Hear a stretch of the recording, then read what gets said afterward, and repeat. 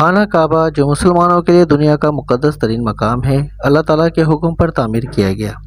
اس دنیا میں کوئی ایسی جگہ نہیں ہے جو خانہ کعبہ کی طرح مقدس اور مرکزی حیثیت رکھتی ہو۔ یہ مقام سعودی عرب میں وادی حجاز میں واقع ہے۔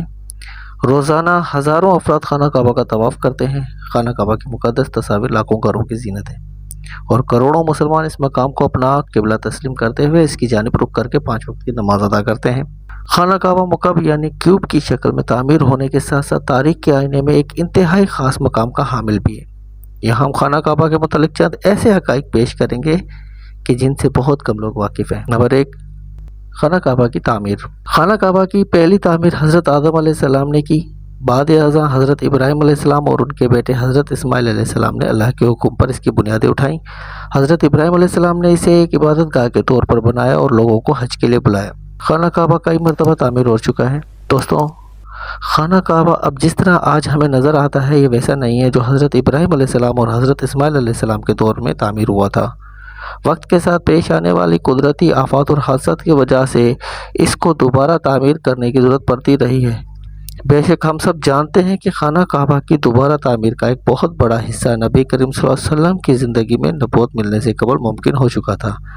اب اسلام کے بعد کی تعمیر کے متعلق آگاہ کرتا چلوں۔ خانہ کعبہ کو 683 عیسوی میں شدید نقصان پہنچا، جس کے بعد حضرت عبداللہ بن زبیر نے اسے دوبارہ تعمیر کیا۔ انہوں نے خانہ کعبہ کو حضرت ابراہیم کے زمانے کے مطابق بنایا اور اس میں حتیم کو شامل کیا۔ عبد الملک بن مروان کے دور میں حجاج بن یوسف نے خانہ کعبہ کو دوبارہ تعمیر کیا اور اسے قریش کی تعمیر کے مطابق کر دیا۔ اس کے بعد عثمانی خلافت کے دور میں خانہ کعبہ کی بار بار مرمت اور تزئین و آرائش کی گئی، اور پھر خانہ کعبہ کی تفصیل سے آرائش 1996 میں ہوئی تھی۔ اس کے نتیجے میں بہت سارے پتھروں کو ہٹا دیا گیا تھا اور بنیاد کو مضبوط کر کے نئی چھت ڈالی گئی تھی۔ یہ اب تک کی آخری بڑی تعمیر ہے اور اب خانہ کعبہ کی عمارت کو پہلے سے کہیں زیادہ مضبوط تصور کیا جاتا ہے۔ سعودی حکومت نے خانہ کعبہ کے ارد گرد مسجد الحرام کو وسعت دی، جدید سہولیات فراہم کی اور خانہ کعبہ کی بنیادوں کو مضبوط کیا۔ دوستوں، دوبارہ تعمیر کیے جانے سے قبل خانہ کعبہ کے 2 دروازے تھے۔ ایک دروازہ اندر داخل ہونے کے لیے اور ایک باہر جانے کے لیے استعمال ہوتا تھا۔ ایک زمانے تک خانہ کعبہ میں ایک کھڑکی ہوا کرتی تھی۔ خانہ کعبہ کی جو آج شکل موجود ہے اس میں صرف دروازہ موجود ہے، لیکن کھڑکی اب ختم ہو چکی ہے۔ نمبر 2، غلاف کعبہ۔ ابتدائی دور میں خانہ کعبہ پر مختلف رنگوں کے غلاف چڑھائے گئے، جیسے سفید، سبز اور سرخ۔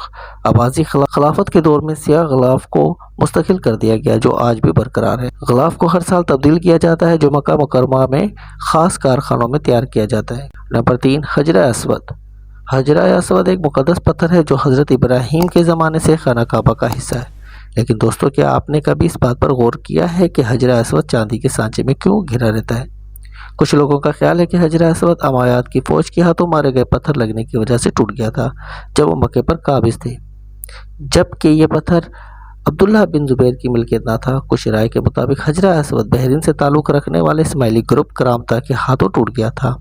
ان لوگوں کا یہ خیال تھا کہ حج مبارک ایک توہین پرستی کا عمل ہے۔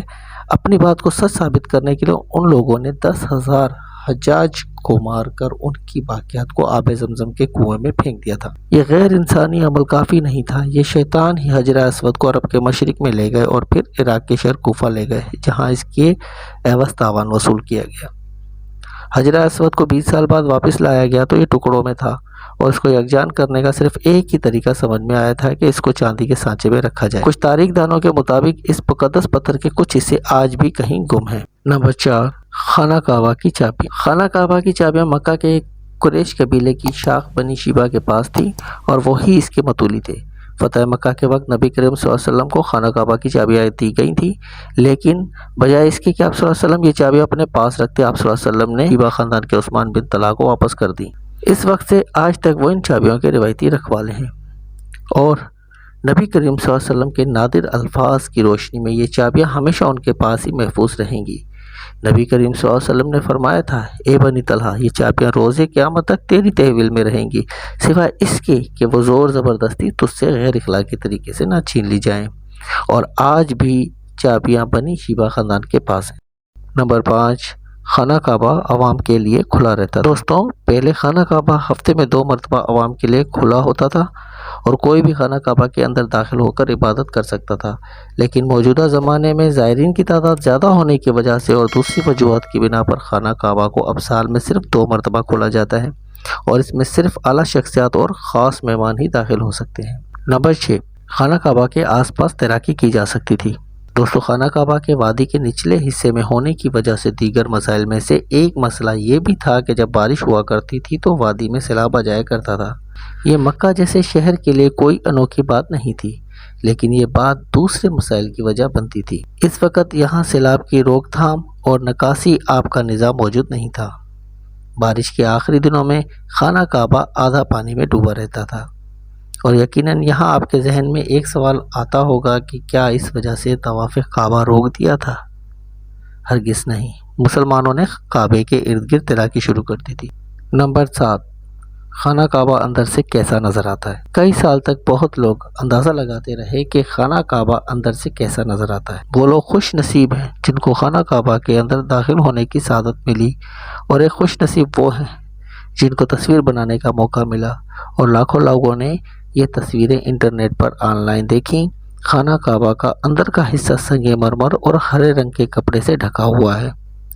جس دور کے حکمران نے خانہ کعبہ کی دوبارہ آرائش کروائی تھی، اس نے خانہ کعبہ کے اندر اپنے نام کی تختی بھی لگوائی۔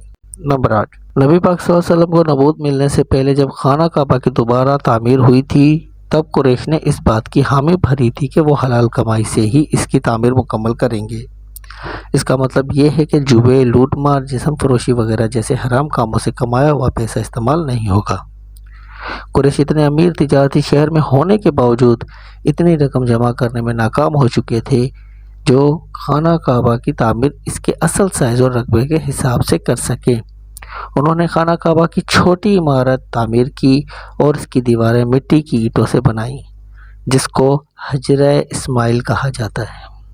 حالانکہ اس کا حضرت اسماعیل سے کوئی تعلق نہیں، جو کہ خانہ کعبہ کے حقیقی کی جانب اشارہ کرتی تھی۔ اپنی زندگی کے آخری سن میں محمد صلی اللہ علیہ وسلم نے خانہ کعبہ کی دوبارہ تعمیر کا ارادہ کیا تھا، مگر یہ عظیم فریضہ انجام دینے سے پہلے ہی آپ صلی اللہ علیہ وسلم جہان فانی سے کوچ کر گئے۔ خلیفہ عبداللہ بن زبیر کے دور حکومت کے چند سال کے مختصر وقفے میں خانہ کعبہ اپنی ایسی شکل میں موجود تھا جس میں نبی پاک صلی اللہ علیہ وسلم نے دیکھا تھا۔ دوستو، مجھے امید ہے اس ویڈیو سے آپ کی معلومات میں ضرور کچھ نہ کچھ اضافہ ہوا ہوگا۔